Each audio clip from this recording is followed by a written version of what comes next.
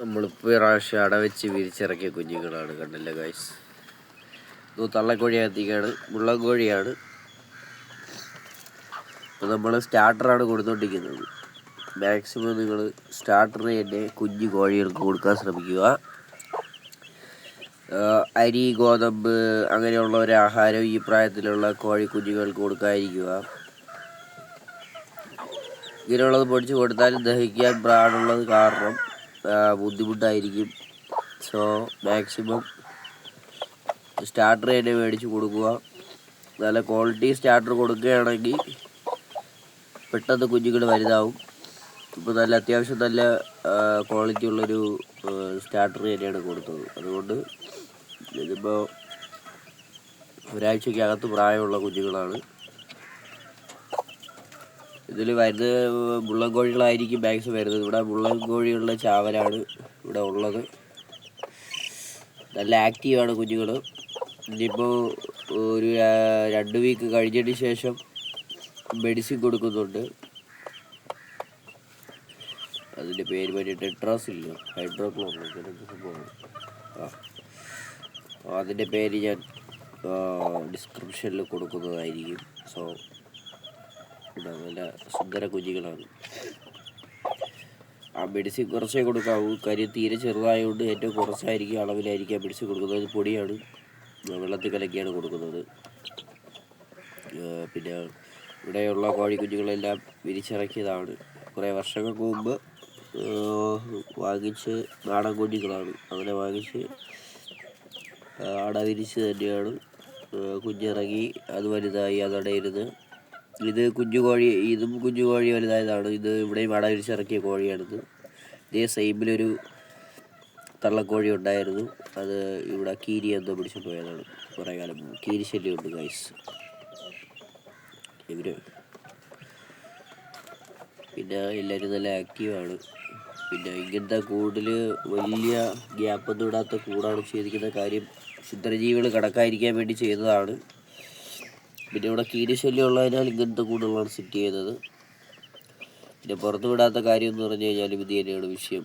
പിന്നെ കുഞ്ഞുങ്ങളൊരു പരുവാകുന്നവരെ ഒരു മാസം കഴിഞ്ഞ് 1.5 മാസം കഴിയുമ്പോഴത്തേക്ക് തള്ളയായിട്ട് സെപ്പറേറ്റ് ചെയ്യും. ഈ തള്ളക്കോഴി ഇപ്പോൾ ഏകദേശം ഒരു 2 മാസം മുമ്പ് ഒരു അടയിരുന്ന് ഉടനെ തന്നെ അടുത്ത അട കയറി ഇറങ്ങിയ കുഞ്ഞുങ്ങളാണ്. ഈ കൂടിൻ്റെ തൊട്ടപ്പുറത്ത് തന്നെ ഷീറ്റ് ഒരു മറച്ചിട്ടുണ്ട്. ആ ഷീറ്റിൻ്റെ അപ്പുറത്തായിട്ട് തന്നെ ഇതിൻ്റെ നേരത്തെ ഉണ്ടായിരുന്നൊരു കുഞ്ഞും കൂടെ ഉണ്ട്. നമുക്കിനി ആ കുഞ്ഞിനെ കാണാം. അത് വലിയ പ്രായം കുറവുള്ള കുഞ്ഞാണ്, പക്ഷേ വലുതായി, ശനങ്ങൾ വലുതായി. ഇതാണ് ആള്. ഇത് നല്ല ആക്റ്റീവാണ്. ഇത് വലിയ പ്രായവുമില്ല, 2 മാസത്തിനകത്ത് പ്രായമുള്ള കോഴിക്കുഞ്ഞാണ്. പിന്നെ തീറ്റ നല്ല തീറ്റ ആയതുകൊണ്ടാണ് മാക്സിമം പെട്ടെന്ന് വലുതാവുന്നത്. ഇനി നമുക്ക് കൂടടയ്ക്കാം. ഇനി ഇതിൻ്റെ വലിയ സൈസിനെ കാണാം. ഇതിന് ഏകദേശം ഒരു 4 മാസം പ്രായമുള്ള കോഴിക്കുഞ്ഞുങ്ങളാണ്. ഇത് കുഞ്ഞുങ്ങളാണ്, ഇത്തിരി പേടി കൂടുതലാണ്. കാര്യം ഇതിനെ ഇതുവരെയും വെളിയിൽ വിടാത്ത കാര്യം എന്ന് വെച്ച് കഴിഞ്ഞാൽ ഈ പേടി കാരണമാണ്. ഇത് ഒന്ന് മുള്ളനാണ്, ഗ്രേ കളറാണ് രണ്ടും. പിന്നെ എൻ്റെ ഡാഡിയെ കാണാം. ഇത് ഡേഞ്ചർ ടീമുകളാണ് കേട്ടോ. ഇവരെ തമ്മിൽ കെട്ടുന്ന അടിയാണ്. ഫസ്റ്റ് നമ്മൾ കാണാൻ പോകുന്നത് ഇത് റെഡ് മുള്ളൻ ചാവലാണ്. ഇതൊരു പ്രത്യേകതരം കളറാണ്. ഇതിൻ്റെ തൂവലൊക്കെ പിടക്കോഴികൾ കൊത്തി തിന്നുന്നതാണ് കേട്ടോ. നല്ലൊരു കളറിലിരുന്ന കോഴിയായിരുന്നു. ഇത് കഴുത്തിൽ കുടിയില്ലാത്ത ഐറ്റം ചാവക്കോഴിയാണ്. ഇനി അടുത്ത ആളെ കാണാം. ഇവനാണ് ഡേഞ്ചർ ഐറ്റമാണ്, പക്ഷെ പാവമാണ്. ഇത് പിടക്കോഴിയാണ്. ഇതും അട വിരിച്ചിറക്കിയ കുഞ്ഞാണ്. ഇതിപ്പോൾ 3 വയസ്സ് പ്രായമുള്ള ആണ്. ചാവല് പ്രായം കുറവാണ് ഈ കോഴിയെക്കാളും. ചാവല് ഏകദേശം 2 വയസ്സ് പ്രായമുള്ള ചാവലാണ്. ചാവല് ക്രോസ് ബ്രീഡാണ്. മുന്നേ ഇവിടെ ഉണ്ടായിരുന്ന ഒരു ചാവലിൻ്റെ അതേ സെയിം പാറ്റേൺ ആണ്. അത് പോരൻ കോഴിയുടെ ക്രോസാണ്.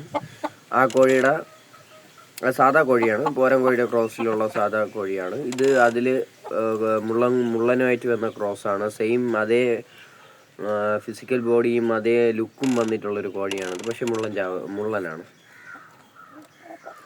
ഇത് നല്ല ഇണക്കമുള്ള കോഴിയാണ് ഈ പിടക്കോഴി. മറ്റതും വലിയ ഇതില്ല, പക്ഷേ ഇവർ രണ്ട് ഫൈറ്റ് ചെയ്ത് കഴിഞ്ഞാൽ അഗ്രഷൻ കൂടുതൽ ഈ കോഴിക്കാണ്. പിന്നെ ഇവിടെ വിരിച്ചിറക്കിയ ബാക്കി കോഴികൾ ഇവിടെ പരിസരത്തൊക്കെ ഉണ്ട്. ഇതും വിരിച്ചിറക്കിയ കോഴിയാണ്.